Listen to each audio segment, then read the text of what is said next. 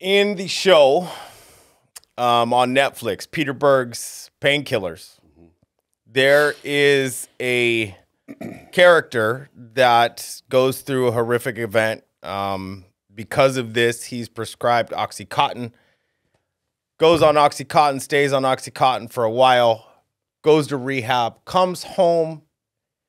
And as I'm watching this with my wife, Peter Berg does such an amazing job portraying this. And it took me back to my days of addiction. And there's a part where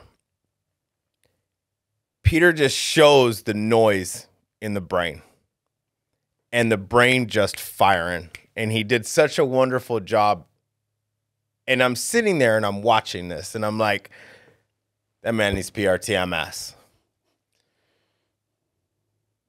My question to you is, how is PrTMS affecting that noise, right? How is it slowing down that noise process in the brain?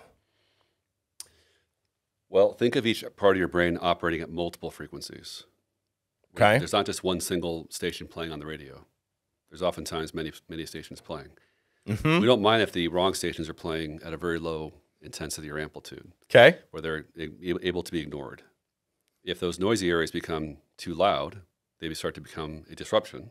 And you want to get rid of those noisy regions. So most persons that are struggling from wave disruption like this are also breaking down their ability to make a calm alpha state.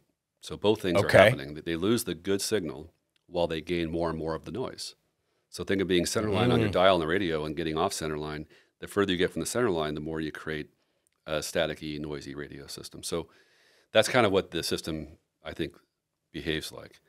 Our goal is to turn you back to center dial.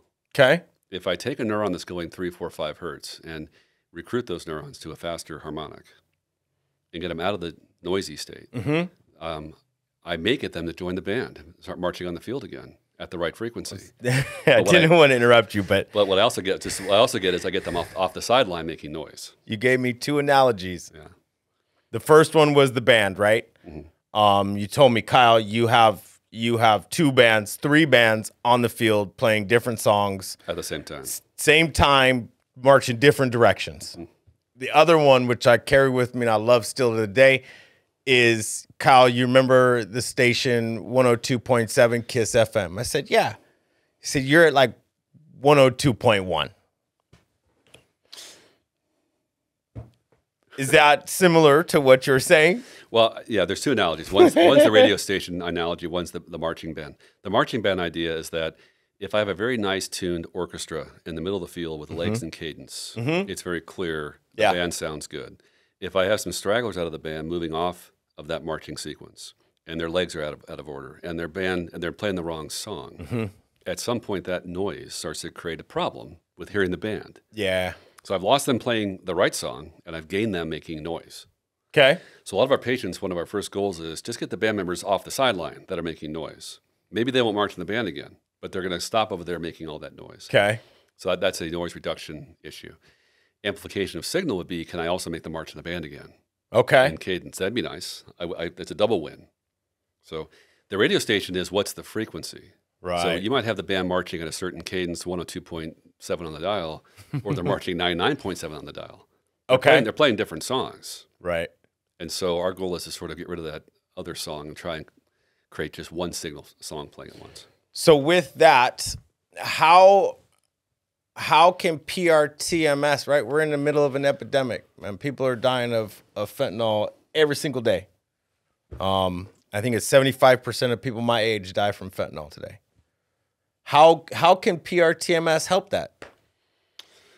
Well, it's a big question, Kyle. I mean, like any addiction problem, you want to reduce the desire. The access points are a problem, but the desire and the euphoria you get, unfortunately, from some of these narcotics are so interesting to some people that they get hooked on that. I think what we find in our opioid addiction patients, which is a fentanyl, that especially the oral opioid patients, they just tend to use less if their brain feels better in the first place. Yeah. If they're trying to fix a really aberrant brain that's got a lot of noise in it, they're doing whatever they can get their hands on to make it feel better. Mm-hmm. If we make it feel better electrically, they don't have that craving as much. Got you. To do something else to make it better. And the contrary happens. They can take that same drug and feel worse now, like Antabuse does with alcohol. All of a sudden, I'm not getting the same high anymore, so I'm getting from this. It just makes me feel irritable or tired or something else. And that's where that's what you want. Unless you get rid of the improvement in feeling that people experience by taking the drug, you're never going to stop the addiction. Right. If I feel better by taking it, I'm going to keep doing it. If I can show you that you don't feel better by taking it, Right. then you win. Yeah. And that's going to mean it doesn't have the same effect anymore. Or I need so much of it, I can't get enough of it to have the same effect. Or it's, now I have a paradoxical effect. I'm noticing I'm not feeling as good with that same pill or drug. Mm-hmm. Right? Yeah. You're moving someone out of alignment by taking that medication once they're aligned. And into a better life. Well, I mean, my analogy was you're moving someone away from the calm, collective, nice brain that you've made with PrTMS. Okay. If you keep taking the medication. If I'm doing it for you electrically, you don't need to do it chemically. Yeah. And that, I think that's the big part, right? I see people all the time. There's one kid in specifically that fentanyl addict, 29 years old, wouldn't get out of bed until he could get his drug dealer on the phone. And his parents called, Kyle, can you help? I said, yes, I can. Brought him down. We gave him 2 a day. Did amazing. Peaked up on his scans. And did so well, didn't go back to fentanyl, but thought he could beat it by using cocaine and alcohol. And I asked him, I said, dude, what are you doing? Like, does this even feel good? He said, I feel like shit, Kyle. I said, what are you doing? Why are you doing it? I don't know. Yeah, some of it's habit, some of it's just a bad, bad environment, things like that. But yeah, we see a lot of benefit in the craving, the craving reduction.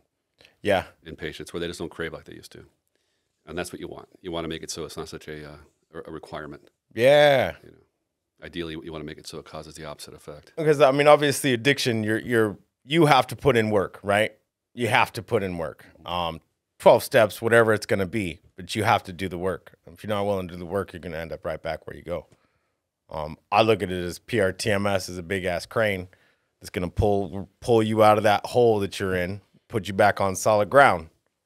You could either turn and walk back and get in that hole, or you can go the other way and you can climb that mountain, take on life. That's how I see it. I like it. Hey guys, I know you guys like that content.